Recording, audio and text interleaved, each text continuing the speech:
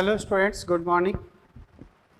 हम लोगों ने पिछले लेक्चर में नाइट्रोजन मेटाबॉलिक एक्टिविटीज़ को स्टडी किया। अब जो टॉपिक हम स्टार्ट कर रहे हैं ये है रेस्पिरेशन। अब फिर से समझ लो, जब हम लोगों ने साइटोलॉजी पढ़ी थी तो मैंने बार बार ये बात कही थी कि क्लोरोप्लास्ट और माइटोकॉन्ड्रिया दोनों ही काफ़ी इम्पॉर्टेंट सेगमेंट हैं। इनकी एक एक बात समझ में आना जरूरी है। तो रेस्पिरेशन पढ़ने से पहले, आज तो इंट्रोडक्शन चलेगा अभी इस लेक्चर में, तो आप लोग इस टाइम एक बार माइटोकॉन्ड्रिया को दोबारा से पढ़ लें, है ना। तब फिर सही मायने में रेस्पिरेशन की बात हमें समझ में आएगी, श्वसन की बात समझ में आएगी। तो जब फोटोसिंथेसिस पढ़ाई जाए तो आप क्लोरोप्लास्ट को एक बार रीड कर लें, क्योंकि जो ऑलरेडी पढ़ा जा चुका है उसे दोबारा पढ़ाने का कोई मतलब निकलता नहीं। तो हम लोग आज रेस्पिरेशन, श्वसन को स्टडी करने जा रहे हैं। क्लियर? रेस्पिरेशन जैसे हम लोग एनिमल में सो होता है, वो दो तरीके का रेस्पिरेशन हम लोग करते हैं।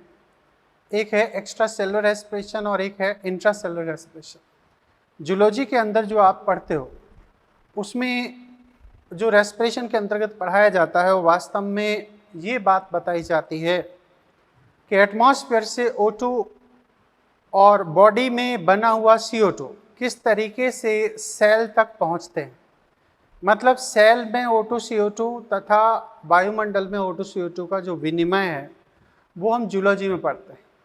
और सेल के अंदर O2 कैसे जाता है और वहाँ पर कैसी रिएक्शंस को परफॉर्म करता है जिससे कि एनर्जी बनती है, तो वो रेस्पिरेशन सेलुलर रेस्पिरेशन कहलाता है। जूलॉजी में जो रेस्पिरेशन आप पढ़ते हो, ब्रीदिंग वगैरह, वो एक्चुअली एक्स्ट्रा सेलुलर रेस्पिरेशन की कैटेगरी में आता है, और बॉटनी में जो पढ़ा जाता है वो सेलुलर रेस्पिरेशन की कैटेगरी में आता है। तो ये बात हो गई, ठीक है। तो हम समझे जरा श्वसन है क्या।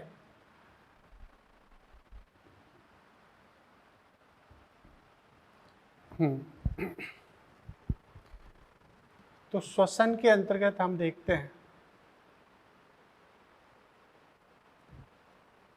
जीवों को विभिन्न उपापचय क्रियाओं के लिए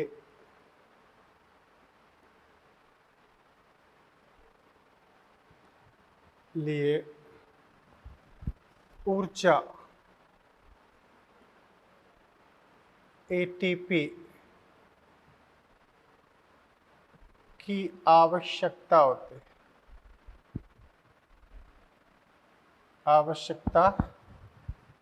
होती है, जो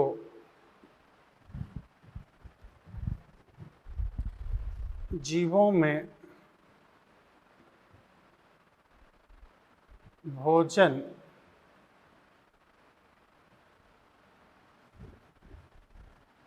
वो ग्लूकोज हो सकता है, आदि पदार्थ हो सकता है, आदि के श्वसन द्वारा प्राप्त होते हैं।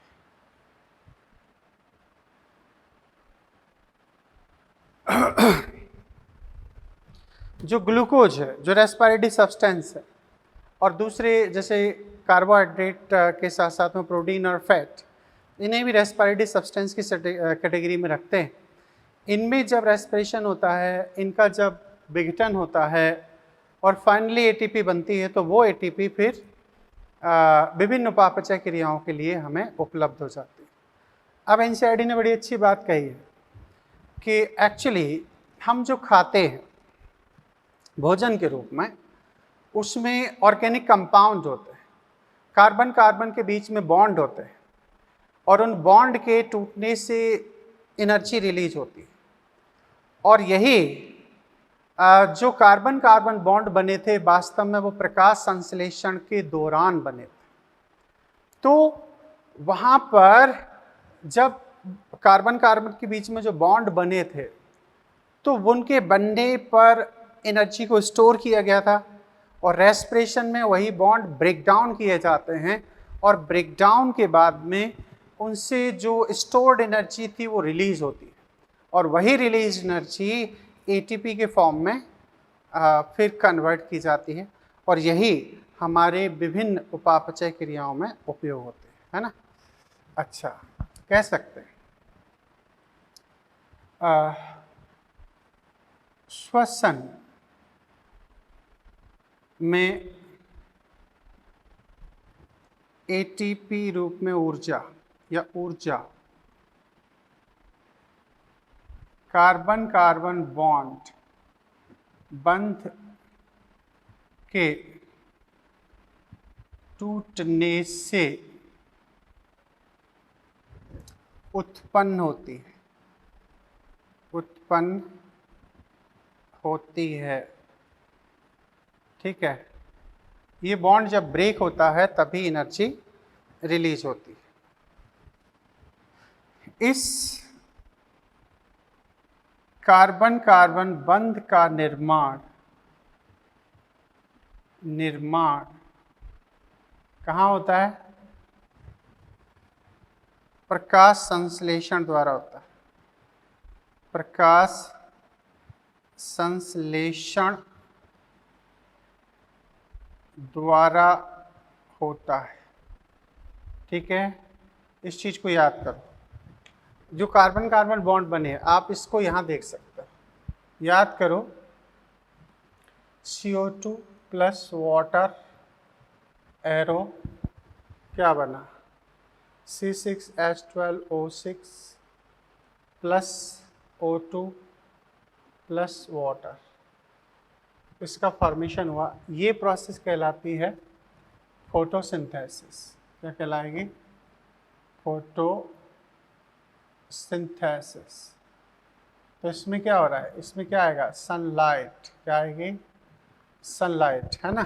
सनलाइट सौर ऊर्जा। तभी तो कहते हैं कि sunlight is a ultimate resource of energy in nature.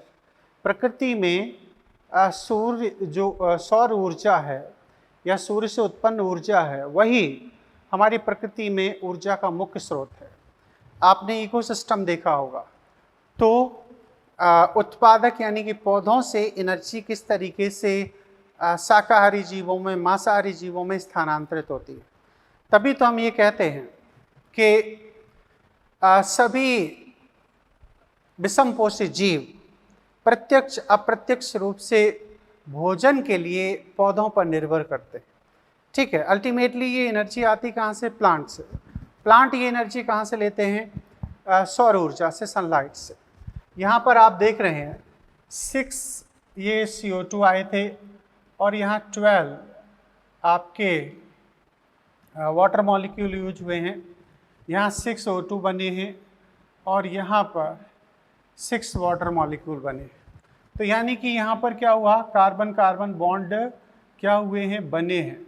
ये इस तरीके से ये कार्बन कार्बन बॉन्ड बने। ये बनने में क्या हुई? एनर्जी स्टोर हुई है। किस फॉर्म में? सनलाइट के फॉर्म में। अब रेस्पिरेशन में क्या होता है? रेस्पिरेशन में होता है C6H12O6 प्लस O2 एरो क्या CO2 plus water plus energy, plus क्या? एनर्जी। ठीक है, तो बैलेंस कैसे करोगे? 6 6 एंड 6। तो ये प्रोसेस हमें क्या दिख रही? यहाँ बॉन्ड है, 6 बॉन्ड।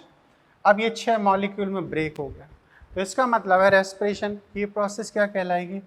ये जो प्रोसेस है, दिस इज कॉल्ड रेस्पिरेशन। ठीक है, अब ये रेस्पिरेशन में ये बॉन्ड ब्रेक हुए हैं और 6 CO2 मॉलिक्यूल बने हैं, तभी ये एनर्जी रिवॉल्व हुई है। तो कहने का मतलब एनसीईआरटी क्लियर कट कहती है कि जो रेस्पिरेशन में एनर्जी इवॉल्व होती है वो कार्बन कार्बन बॉन्ड के ब्रेकडाउन से होती है, टूटने से होती है। क्लियर ये चीज। अब जैसे श्वसन और दहन में क्या अंतर, ये चीज आपसे पूछी जा सकती है। श्वसन तथा दहन में अंतर, तो हम कह सकते हैं श्वसन तथा दहन में अंतर, क्या अंतर होना चाहिए। तो श्वसन और दहन में हम देख लें, यह नियंत्रित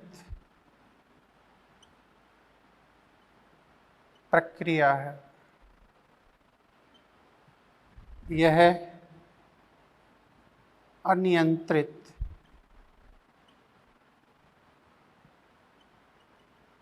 प्रक्रिया है। देखो जैसे घी है, घी को हम खाएंगे तो हमें भी वो एनर्जी प्रोवाइड करेगा, और घी का दीपक जलाते हैं तो उसमें भी एनर्जी निकलती है, वो लॉ के फॉर्म में, वो गर्मी के फॉर्म में, हीट के फॉर्म में। तो वहाँ भी कार्बन कार्बन बॉन्ड ब्रेक होते हैं वो, लेकिन वो रेगुलर फॉर्म में होता है, और इसीलिए जितनी ज़्यादा बर्निंग प्रोसेस होगी उतनी ज़्यादा हीट जनरेट होगी। लेकिन हमारे शरीर में ऐसा नहीं होता, हमारे शरीर में वो स्टेप बाय स्टेप एक नियंत्रित प्रक्रिया है ना।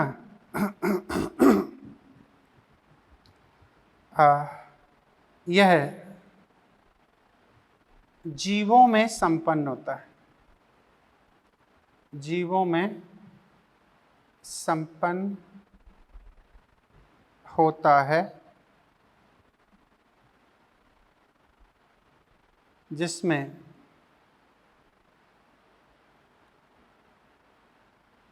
अनेकों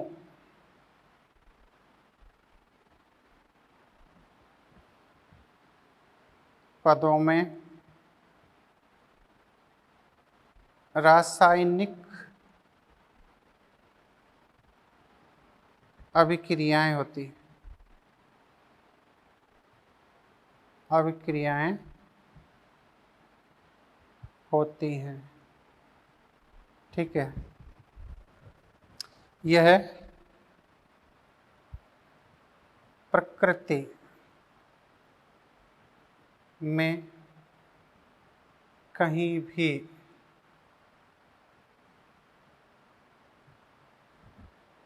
ज्वलनशील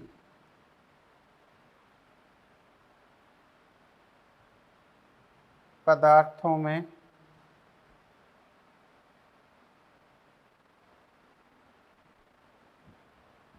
एक साथ संपन्न होता है, संपन्न हो सकता है, ठीक है। ऐसे इसमें जो एनर्जी निकलती है वो हीट एंड लाइट के फॉर्म में निकलती है, इसमें एनर्जी एटीपी के फॉर्म में निकलती है। ऊर्जा एटीपी के रूप में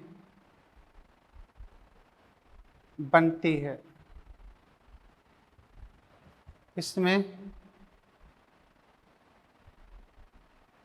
हीट तथा लाइट के रूप में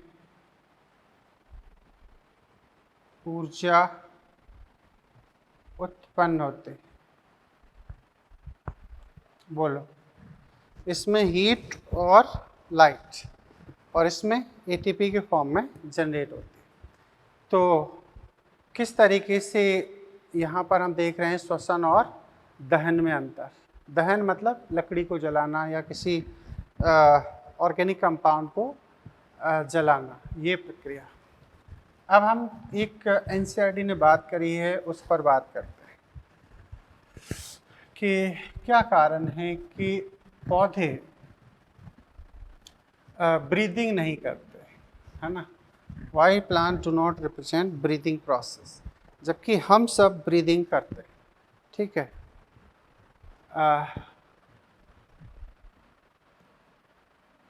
पौधों में परिसंचरण तंत्र अनुपस्थित तथा यह ब्रीदिंग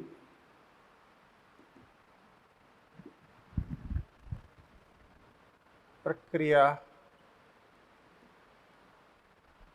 संपन्न नहीं करते। तो इसके एनसीईआरटी ने 3 कारण दिए। एनसीईआरटी ने चूंकि इनको एक्सप्लेन किया है तो हमारा भी फर्ज बनता है कि इन पर डिस्कशन किया जाए। तो क्या कारण है पहले मैं समझा देता हूँ, लिखा तो बहुत ज़्यादा है यहाँ थ्योरेटिकल एनसीईआरटी ने। तो बात ये है कि पौधों में लोकोमोटरी ऑर्गन नहीं होते, प्लांट एक जगह स्टैंड बाई कंडीशन में रहते हैं, तो उनमें जो एक्टिविटीज़ हैं वो इरेगुलर नहीं होती। लेकिन हम जो विषमपोषी जीव हैं, जीव जंतु हैं, इन्हें भोजन के लिए एक जगह से दूसरी जगह जाना पड़ता है, इन्हें हंटिंग करना होता है, शिकार को पकड़ना होता है या भोजन की तलाश करनी होती है। तो इसके लिए इन्हें लोकोमोशन मूवमेंट करना होता है, और जब वो मूवमेंट करते हैं तो मेटाबॉलिक एक्टिविटीज़ फास्ट हो जाते हैं, वो रनिंग करते हैं तो ब्रीदिंग भी फास्ट हो जाती है। लेकिन प्लांट ऐसा नहीं करते, नंबर 1। अच्छा, हम लोग ब्रीदिंग करते हैं तो हमारे रेस्पिरेटरी ऑर्गन हमारे शरीर में मौजूद होते हैं, लेकिन प्लांट में ऐसा कोई रेस्पिरेटरी ऑर्गन या रेस्पिरेटरी सिस्टम नहीं है। हार्ट जैसा कोई भी स्ट्रक्चर उनके अंदर नहीं है। लेकिन हम एनिमल्स में पूरा प्रसंचरण तंत्र विकसित स्वरूप में पाया जाता है, जिसकी जितनी क्षमता है, जिसकी जितनी रिक्वायरमेंट है एनर्जी की, उस हिसाब से उसके अंदर रेस्पिरेटरी सिस्टम मौजूद होता है। ठीक है, आप ये एनिमल डाइवर्सिटी में ठीक से समझ पाओगे। तो कहने का मतलब ये हो जाता है सीधे सीधे कि प्लांट की जो उपापचय प्रक्रियाएं हैं वो एक रिदमिक फॉर्म में चलती हैं। उनकी जो एक्टिविटी है वो फिक्स है, बहुत ज़्यादा फ्लक्चुएशन नहीं आता उनके एनर्जी कंजम्पशन पर। नंबर 1 बात। नंबर 2 बात ये है कि पौधों में कुछ हद तक O2 तथा CO2 का विसरण भी होता है, यानी कि एक सेल से दूसरी सेल में ट्रांसफर हो जाता है। जैसे आपने मॉर्फोलॉजी में ध्यान से कभी पढ़ा हो तो श्वसन मूल होते हैं। श्वसन मूल पानी के ऊपर पाए जाते हैं। वहाँ पर जो छोटे छोटे छिद्र होते हैं, लेंटिसेल्स होते हैं, उन लेंटिसेल्स के जरिए ऑक्सीजन जड़ों में विसरित हो जाता है। तो कुछ हद तक O2 CO2 का डिफ्यूजन भी होता है। अब तीसरा सबसे इम्पॉर्टेंट कारण है जिस पर वो रेस्पिरेशन नहीं करते, वो ये कि उनकी जितनी भी जीवित कोशिकाएं होती हैं, किसकी, प्लांट की, वो कहीं ना कहीं डायरेक्टली एटमॉस्फेयर के कांटेक्ट में होती हैं। और एटमॉस्फेयर के कांटेक्ट में होने की वजह से वो सीधे ही O2 CO2 का डिफ्यूजन कर लेती है। जैसे पत्ती को देखो, पत्ती कितनी फ्लैट होती है, चपटी होती है, और वो सीधे ही विसरण के द्वारा O2 CO2 का स्टोमेटा के जरिए एक्सचेंज करते हैं।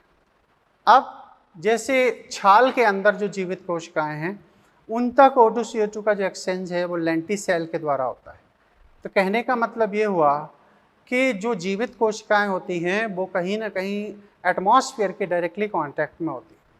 ठीक है, लेकिन हमारी सेल को हमेशा, हर सेल को O2 CO2 की रिक्वायरमेंट होती है, और वो ऐसे डायरेक्टली एटमॉस्फेयर के कांटेक्ट में नहीं होती हैं, इसलिए हमें प्रसंचरण तंत्र की आवश्यकता होती है।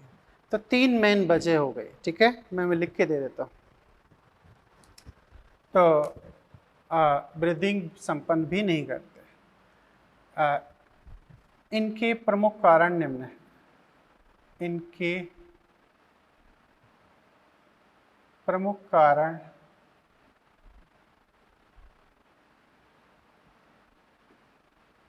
निम्न है। नंबर 1, ठीक है, पहला कारण क्या है? पौधे एक ही स्थान पर स्थित होते हैं। अतः उनमें स्थिर व निश्चित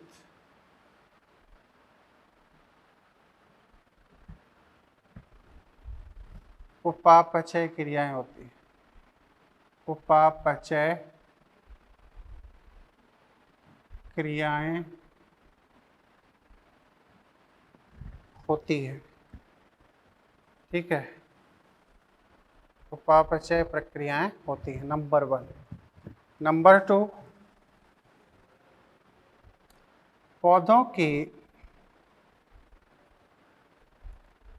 जीवित कोशिकाएं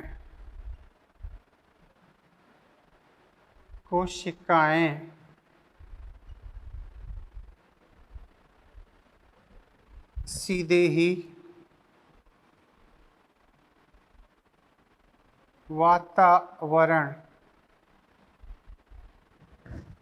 ही सीधे वातावरण के संपर्क में रहकर O2 तथा CO2 का विनिमय करती हैं।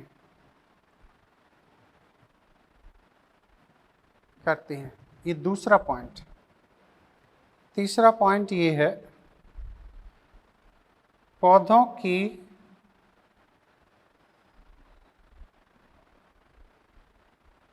कोशिकाओं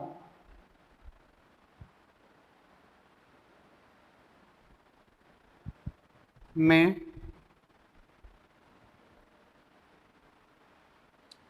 O2 तथा CO2 कुछ दूरी तक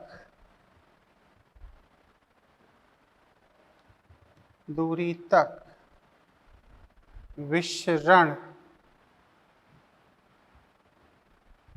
प्रक्रिया प्रदर्शित करते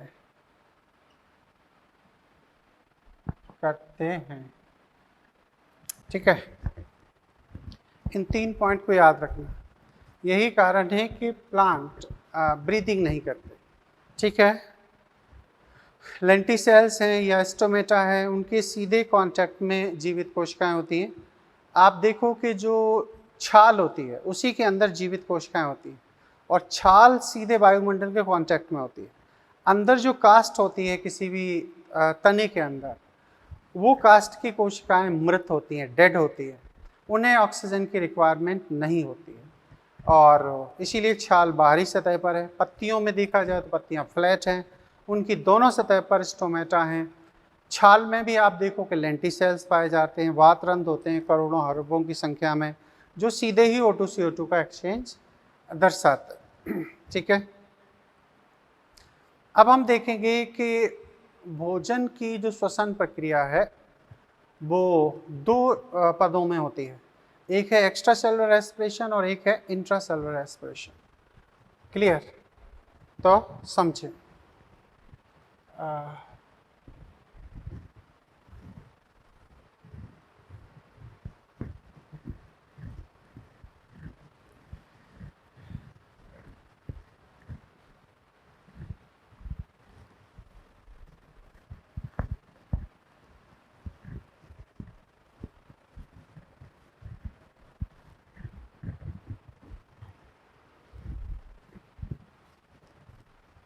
श्वसन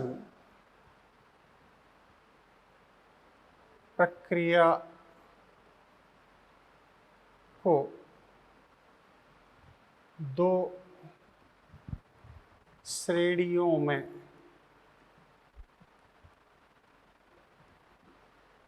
बांटा जाता है।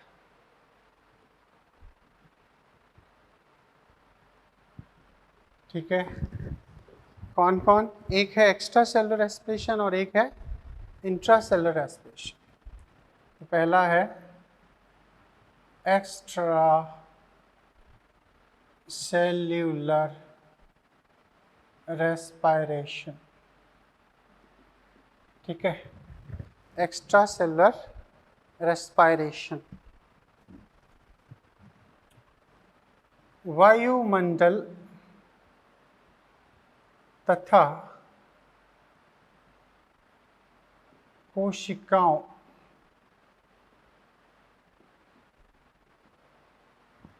के मध्य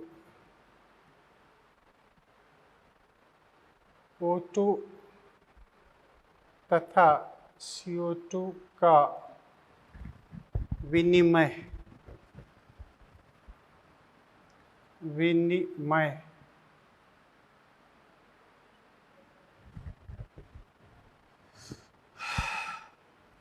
बाह्य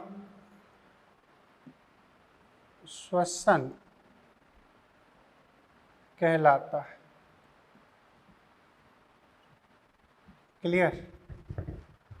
एक जैसे अपन सांस के जरिए, आप इसे ब्रीदिंग भी कह सकते हो। सांस हम लेते हैं, एल्वोलाई रीजन में लंग्स में ऑक्सीजन पहुंचती है, विसरण के द्वारा ब्लड में मिलती है हीमोग्लोबिन से, हीमोग्लोबिन उस ऑक्सीजन को सेल तक पहुंचाता है और वहाँ से जो CO2 विमुक्त होती है सेल से, वो CO2 फिर से लंग्स में आती है और लंग्स के जरिए ब्रीदिंग प्रोसेस से बाहर निकाल दी जाती है। ऐसे हम मछलियों में गिल्स के जरिए देखते हैं।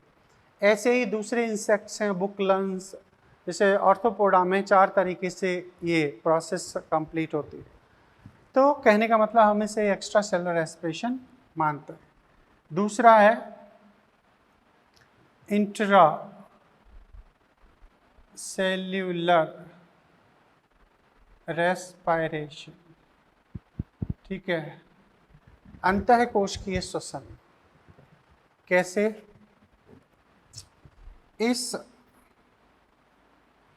श्वसन प्रक्रिया में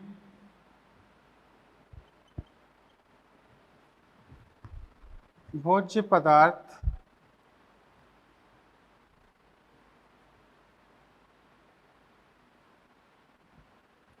ऑक्सीकृत होकर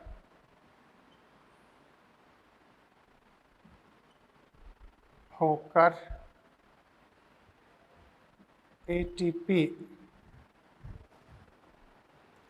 के रूप में ऊर्जा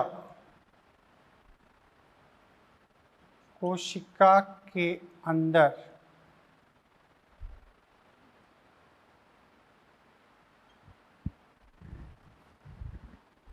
संपन्न करते हैं। इस श्वसन प्रक्रिया में भोज्य पदार्थ ऑक्सीकृत होकर ATP के रूप में ऊर्जा कोशिका के अंदर उत्पन्न करते हैं।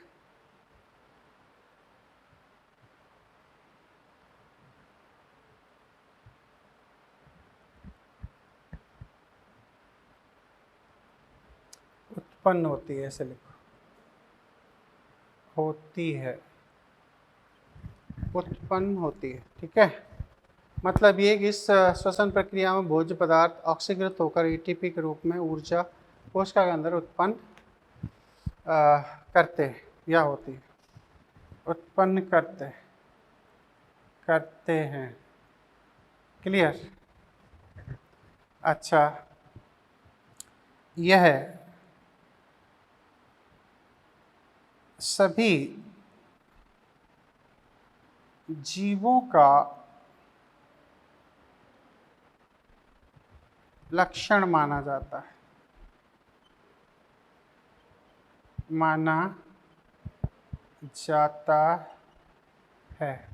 मतलब जो जीव श्वसन करता है उसे ही जीवित मानते हैं, और जिसमें श्वसन की प्रक्रिया रुक जाती है, खासतौर से सेलुलर रेस्पिरेशन, वो हम उन्हें अजीवित की श्रेणी में रखते हैं।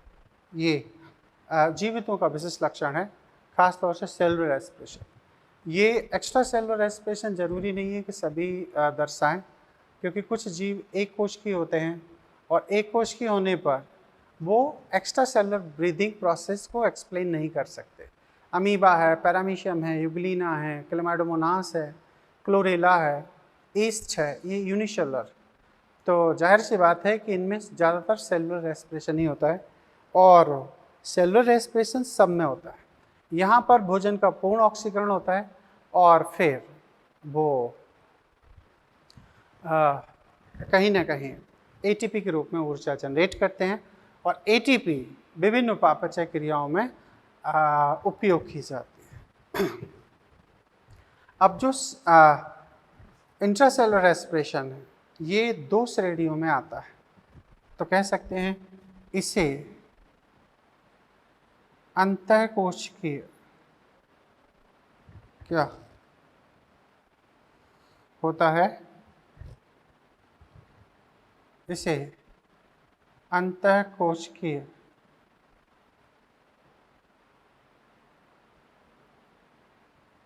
श्वसन कहते हैं।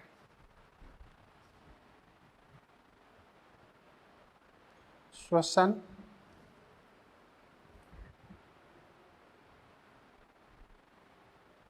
कहते हैं। इसे 2 प्रकारों में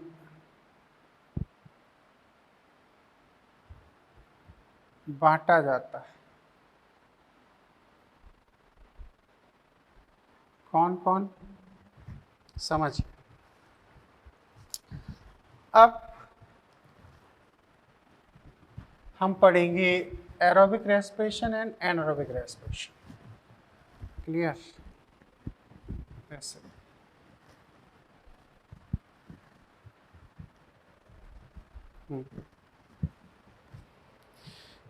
तो नंबर 1 हो जाएगा कौन?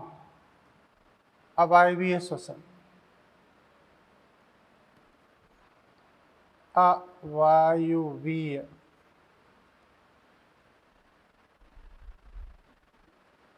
श्वसन, एनारोबिक रेस्पिरेशन।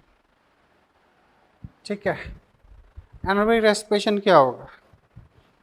कहा जाता है कि इसमें ग्लूकोज आदि का आंशिक रूप से अपघटन होता है, पार्शियली ऑक्सीडाइज्ड होते हैं और इनसे एनर्जी भी कम मात्रा में उत्पन्न होती है।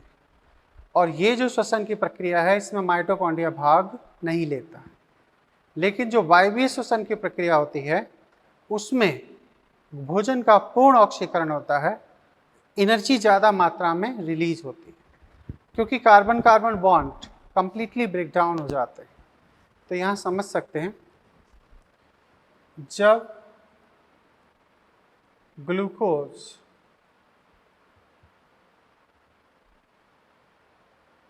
आदि का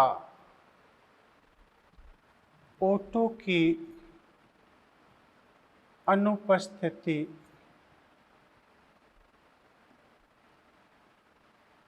में आंशिक अपघटन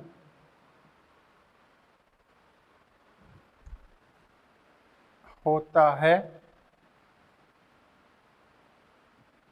जिससे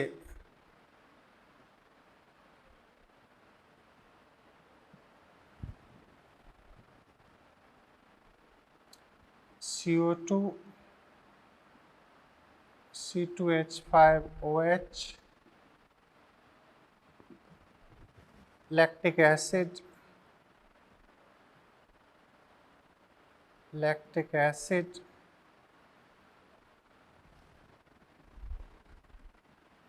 निर्मित होते हैं।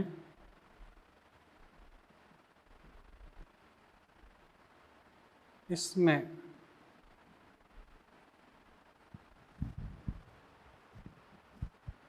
दो ATP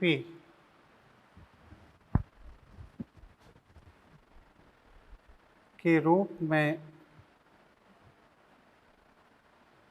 ऊर्जा उत्पन्न होती है। ठीक है, 2 एटीपी बनते हैं। इक्वेशन देखें क्या है,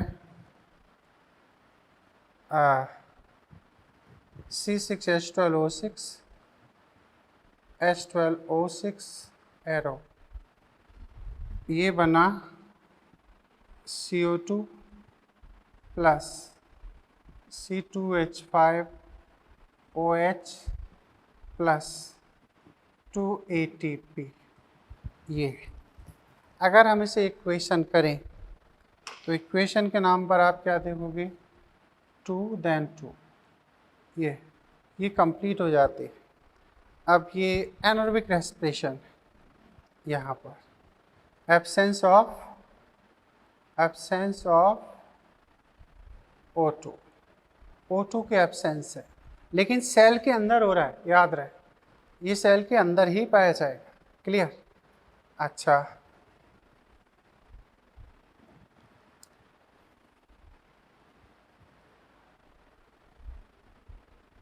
इस तरीके से। अब ये कहाँ कहाँ मिलता है, यह है श्वसन,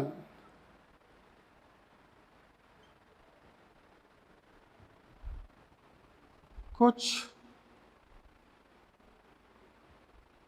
जीवाणु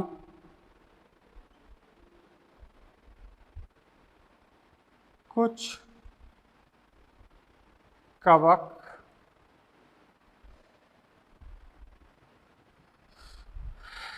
कुछ कवक, जैसे ईस्ट का नाम ले लेते हैं,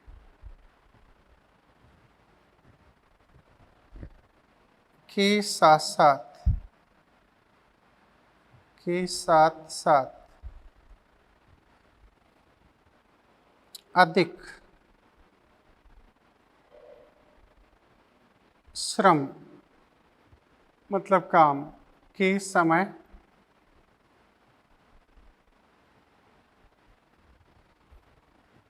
ऐच्छिक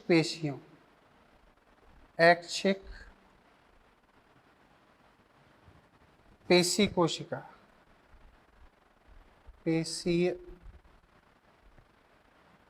कोशिका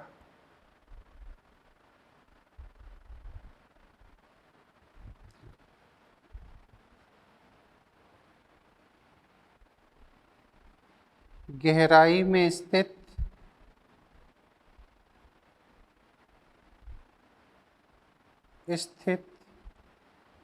जड़ों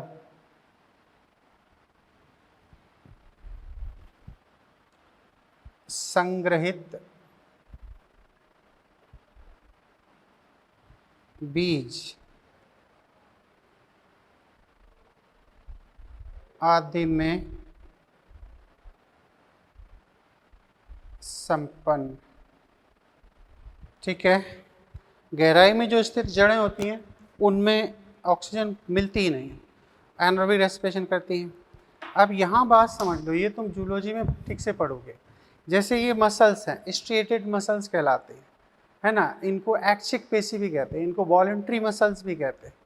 जैसे आपने देखा होगा, हम जब हैवी एक्सरसाइज करते हैं तो वैसी परिस्थितियों में, जैसे मान के चलो 50 डंबल उठाने हैं बड़े वाले, तो 50 के बाद फिर ज़्यादा और नहीं उठाए जा सकते।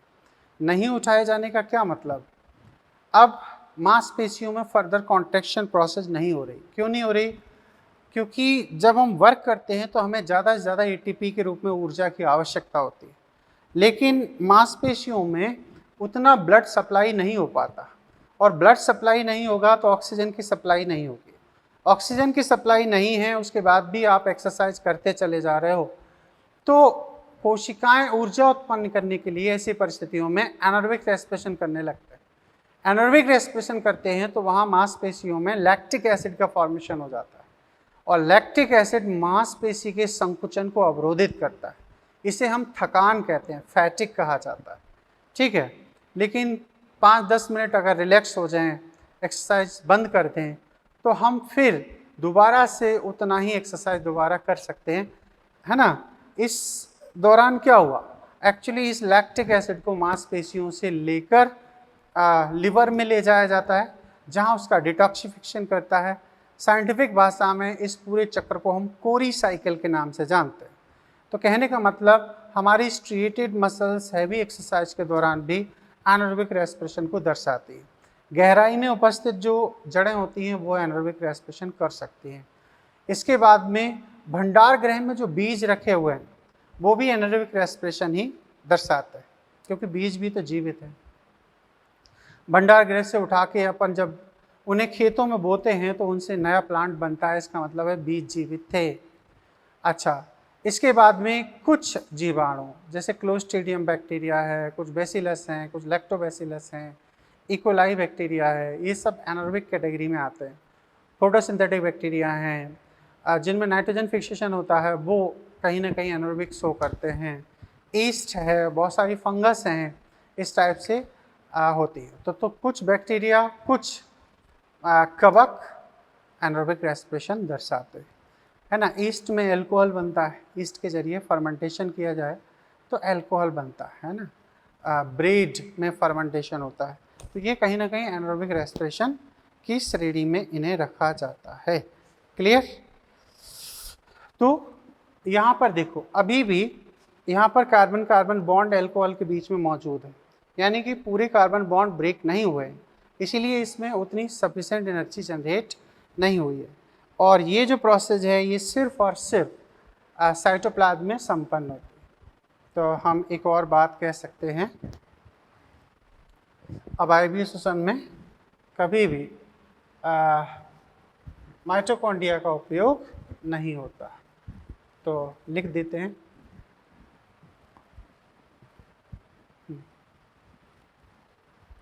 रेस्पिरेशन बहुत इंपॉर्टेंट, आप लोग अच्छे से पढ़ें, समझें।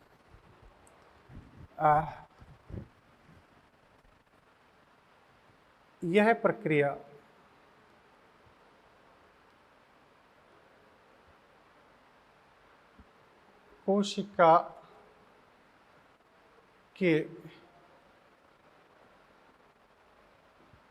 कोशिका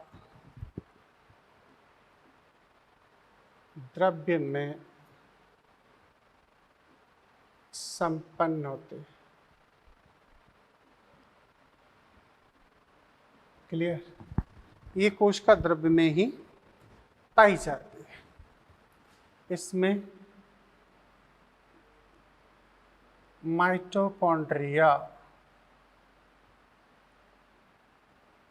भाग नहीं लेता है, तो इसमें माइटोकॉन्ड्रिया भाग नहीं लेता है। क्लियर? अब हम बात करते हैं वायवीय श्वसन की। वायवीय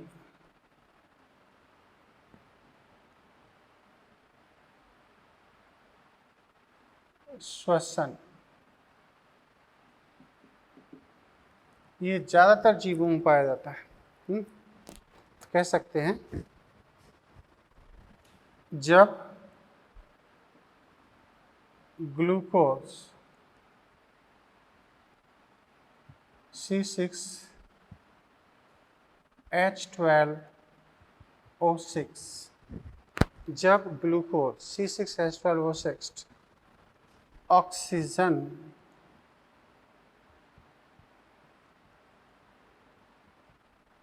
ऑक्सीजन की उपस्थिति में पूर्ण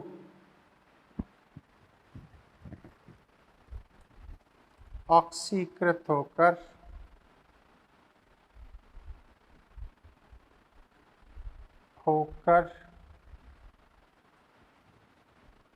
CO2 जल तथा 38 ATP ऊर्जा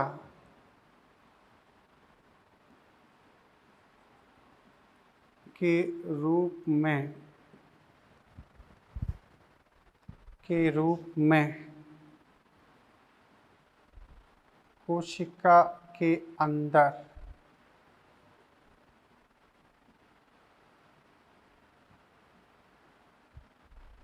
परिवर्तित होता है।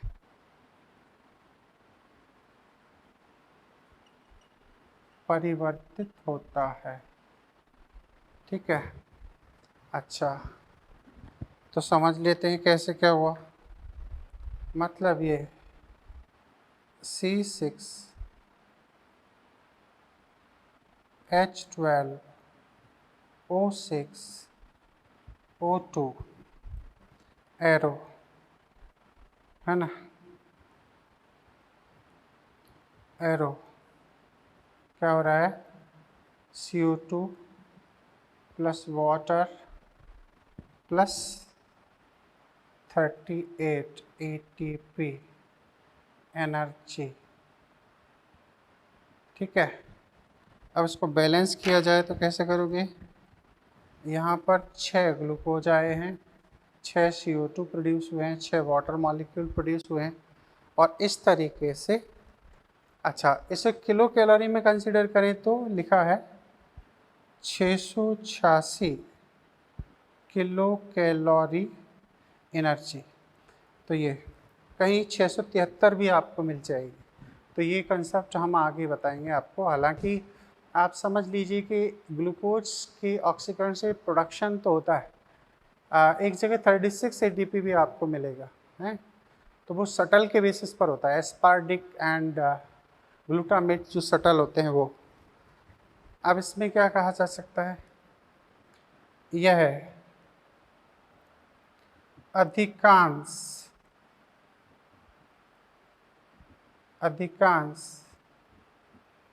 जीवों में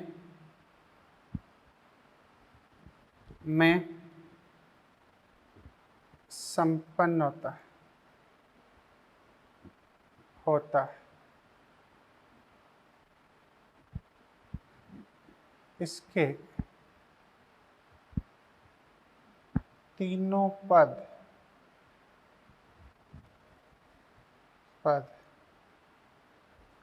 कोशिका में होते हैं।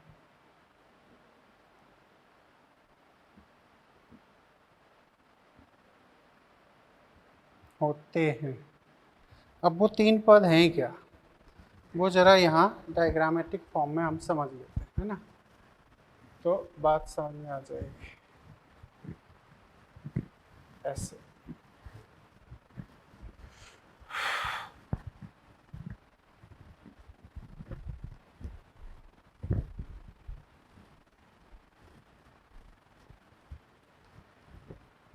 जैसे एक सेल है ये, ठीक है। अब इसमें क्या हो रहा है, एक ग्लूकोज है C6H12O6, ये सेल में एंटर हो गया, है ना। इसी टाइम O2 की भी यहाँ से एंट्री होगी। अब यहाँ कौन है, यहाँ ये C6H12O6 कन्वर्ट होगा पायरुविक एसिड में, टू पायरुविक एसिड, ठीक है। इस मैकेनिज्म को हम क्या कहेंगे, इसे हम कहेंगे ग्लाइकोलाइसिस। क्या है ये, दिस इज कॉल्ड ग्लाइकोलाइसिस, ठीक है। ये एरोबिक और एनारोबिक दोनों में पाया जाता है। अब हम बात करें इसके अंदर माइटोकॉन्ड्रिया की, तो ये है माइटोकॉन्ड्रिया, ठीक है।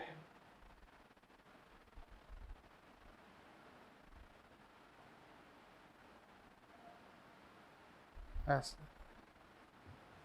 यहाँ क्या है, यहाँ दिखाई दे रहे हैं हमको ऑक्सीसोम, ठीक है, ये ऑक्सीसोम। अब ये पायरुविक एसिड आएगा इसमें, तो यहाँ होगी क्रेब्स साइकिल। क्या होगी, इस जगह होगी क्रेब्स साइकिल माइटोकॉन्ड्रिया के अंदर, ठीक है, इस पॉइंट पर।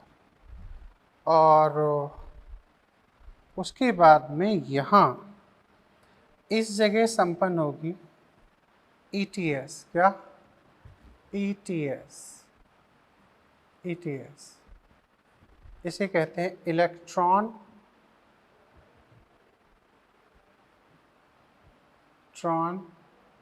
Transport system.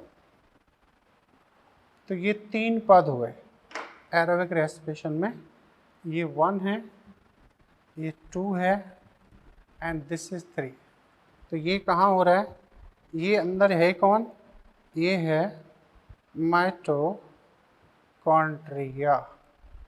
ठीक है, तो 2 स्टेप माइटोकॉन्ड्रिया में हो रहे हैं, एक तो क्रेब्स साइकिल और दूसरा ETS। इनको हम डिटेल में आपको समझाएंगे। और ये जो प्रोसेस है, अच्छा, इस ऑक्सीजन की ज़रूरत किसे पड़ती है? तो इस O2 की रिक्वायरमेंट होती है इस जगह, इसको सही जगह डायरेक्शन देते हैं। तो O2 जो आता है वो इस जगह रिक्वायर्ड होता है माइटोकॉन्ड्रिया के अंदर।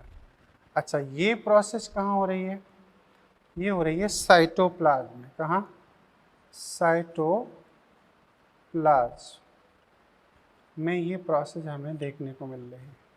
तो साइटोप्लाज्म में हो रहा है ग्लाइकोलाइसिस, माइटोकॉन्ड्रिया में हो रहे हैं 2 प्रोसेस, एक क्रेब्स साइकिल और दूसरा ETS। मतलब ये कि एरोबिक रेस्पिरेशन 3 स्टेप में होता है।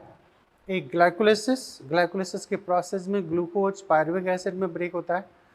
ग्लूकोज यहाँ 6 कार्बन कंपाउंड है, पायरुविक एसिड 3 कार्बन कंपाउंड है। तो 3 कार्बन के 2 मॉलिक्यूल में ब्रेक हो जाता है, इसे हम ग्लाइकोलाइसिस कहते हैं। ये पायरुविक एसिड एसिटाइल कोएंजाइम के फॉर्म में अंदर जाता है, यहाँ क्रेब्स साइकिल चलती है। ठीक है, ये पूरा कौन है? इसे हम कहेंगे सेल। ये पूरा जो स्ट्रक्चर है वो सेल, और यही है एरोबिक रेस्पिरेशन। क्या है ये? Aerobic respiration. ऐसे अब हम पढ़ेंगे mechanism of aerobic respiration. Aerobic respiration की क्रिया विधि, ये क्या है, कैसे संपन्न होती है, ये समझना है। तो इसी के साथ समझना चाहेंगे। ठीक है,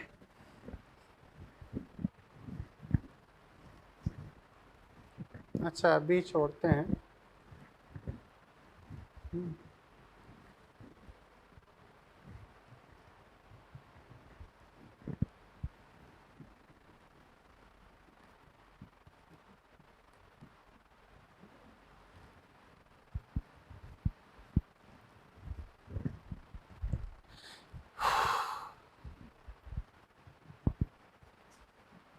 ठीक है, तो मैकेनिज्म इसी के पास समझा देते हैं क्योंकि डायग्राम है। Mechanism of aerobic respiration. ठीक है, वायवीय श्वसन 3 पदों में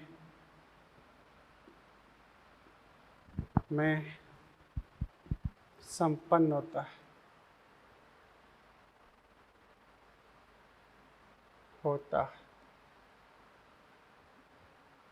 कौन कौन से? Number 1 glycolysis. क्लियर?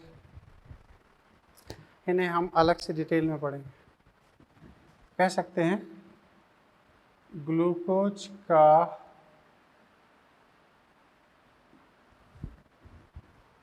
दो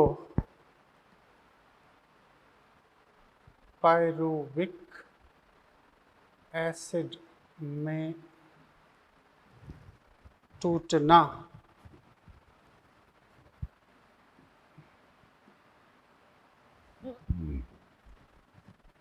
ठीक है, यह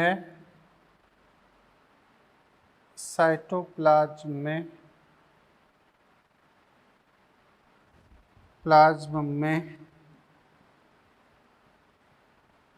संपन्न दूसरा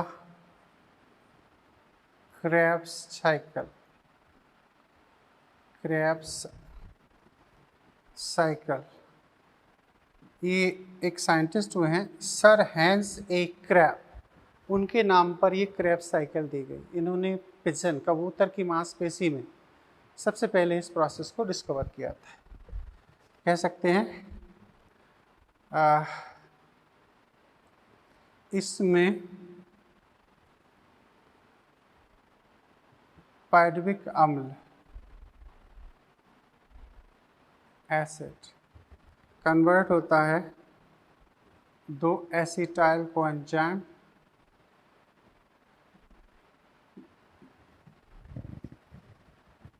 तथा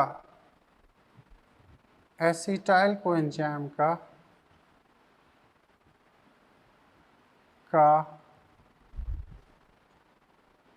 पूर्ण ऑक्सीकरण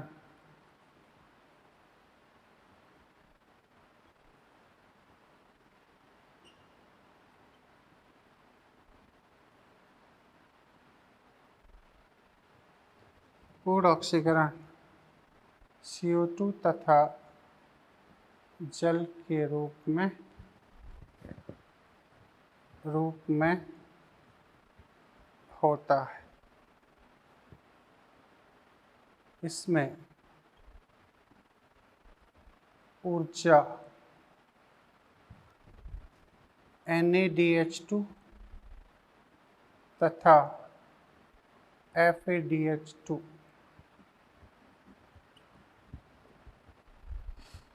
के रूप में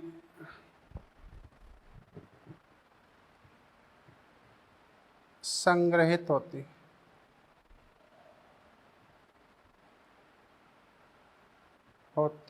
ठीक है, अब जो तीसरा स्टेप है वो क्या कह रहा है, वो है ETS, इलेक्ट्रॉन ट्रांसपोर्ट सिस्टम।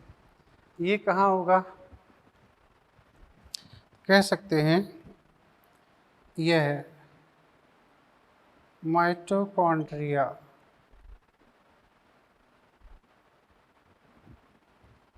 की इनर मेम्ब्रेन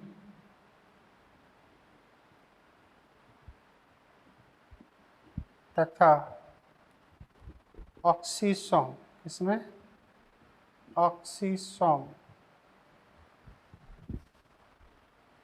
में संपन्न होता है।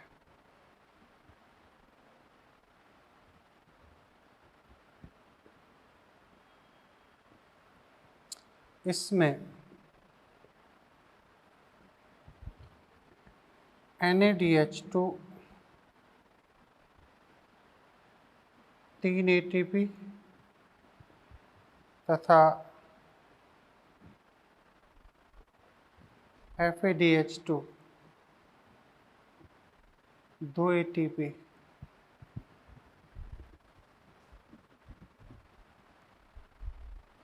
Oxidative phosphorylation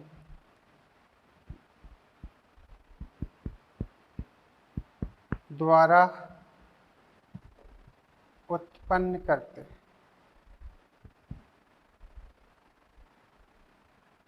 clear.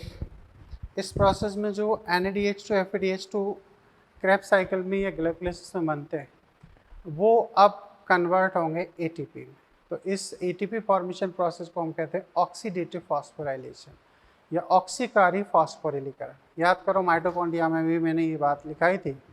क्लोरोप्लास्ट में जो ATP बनते हैं उसे हम कहते हैं फोटोफॉस्फोराइलेशन, प्रकाश फॉस्फोरिलीकरण, और माइटोकॉन्ड्रिया के इस भाग में जो ATP बनते हैं वो कहलाता है ऑक्सीडेटिव फॉस्फोराइलेशन। यहाँ ऑक्सीजन की ज़रूरत होती है। ठीक है, ये कैसे यूज होता है, कब होती है, कहाँ होती है, इस पूरी डिटेल को हम बाकायदा डिटेल में पढ़ेंगे। आगे लेक्चर में इन्हीं को पूरे डिटेल में स्टडी किया जाएगा। ठीक है, अभी तो मैं जस्ट आपको ये बता रहा हूँ कि ये सब प्रोसेस हैं क्या, क्योंकि आपके सामने 3 स्टेप उस डायग्राम में आ चुके हैं। अब आपकी जिज्ञासा इस बात की होगी कि आखिर ये 3 क्या हैं, क्या करने वाले हैं। तो याद करो स्टार्टिंग में ही इंट्रोडक्शन में मैंने कहा कि ग्लाइकोलाइसिस की जो प्रोसेस है एरोबिक रेस्पिरेशन की प्रोसेस है या रेस्पिरेशन की जो प्रोसेस है वो वास्तव में स्टेप बाय स्टेप संपन्न होने वाली प्रक्रिया है और इसीलिए यहाँ एनर्जी अलग अलग पॉइंट पर रिलीज होती है, अलग अलग स्टेप में रिलीज होती है। अब आप देख सकते हो कि जो 6 कार्बन कंपाउंड था ये अब 3 कार्बन के 2 कंपाउंड में कन्वर्ट हुआ है। इसका मतलब है एक कार्बन कार्बन बॉन्ड ब्रेक हुआ है, तो जाहिर सी बात है यहाँ पर भी एनर्जी निकलेगी। तो यहाँ एनर्जी कितनी निकलती है, कैसे निकलती है, ठीक है। दूसरे पेपर 3 कार्बन का कंपाउंड आपके कंप्लीट CO2 को रिलीज करेगा, सारे बॉन्ड यहाँ ब्रेक होंगे, बॉन्ड ब्रेक होंगे तो एनर्जी निकलेगी तो किसी न किसी फॉर्म में स्टोर की जाएगी। क्योंकि आपका याद हो एनर्जी का फर्स्ट रूल क्या है या थर्मोडायनेमिक का फर्स्ट रूल क्या है? फर्स्ट रूल यही तो है कि energy may not create, may not destroy या neither create not destroy but it may convert in one form to another form. Energy को एक स्वरूप से दूसरे स्वरूप में आप बदल सकते हो या बदलती है, लेकिन आप ना तो बना सकते हो ना तो, यानी कि जो कार्बन कार्बन के बॉन्ड से एनर्जी रिलीज हुई है अल्टीमेटली उसे किसी न किसी फॉर्म में कन्वर्ट होना है। अल्टीमेटली रेस्पिरेशन के जरिए जो एनर्जी है उसे कन्वर्ट करना है ATP में। तो ATP यहाँ बनेंगे, एक NADH2 3 ATP को बनाएगा, एक FADH2 2 ATP को बनाएगा और इस तरीके से ये जो ATP हैं ये बाद में रेस्पिरेशन में यूज हो जाएंगे, हमारी मेटाबॉलिक एक्टिविटीज़ में यूज हो जाएगी। यहाँ एनर्जी स्टोर हुई है NADH2 FADH2 के फॉर्म में, यानी कि हीट और लाइट के फॉर्म में रिलीज नहीं हुई। इसलिए दहन और रेस्पिरेशन कहीं ना कहीं आपस में डिफ्रेंशिएट करते हैं। इस बात पर ध्यान दो, समझो चीज़ों, ठीक है। 3 स्टेप में एनर्जी निकल रही है, अलग अलग अमाउंट में निकल रही है ना, फिक्स अमाउंट में निकल रही है। तो ये अभी हमने ये बताया। अब हम आपको रेस्पिरेटरी सब्सटेंस बताएंगे अगले लेक्चर में कि कौन कौन सा श्वसन पदार्थ है जो रेस्पिरेशन में यूज होता है। उसके बाद में हम इनके एक एक स्टेप को लेंगे, पहले ग्लाइकोलाइसिस, फिर क्रेब्स साइकिल, फिर ETS, है ना। ये ख़त्म हो जाएगा तो फिर फर्मेंटेशन में जाएंगे, फिर हम RQ स्टडी करेंगे। तो इस तरीके से टॉपिक आगे बढ़ेगा, काफ़ी इंटरेस्टिंग टॉपिक है। आप एक बार माइटोकॉन्ड्रिया को ज़रूर पढ़ लें, ठीक है। उम्मीद करते हैं कि ये सारी बातें आपको समझ में आ रही होंगी। Okay, thank you.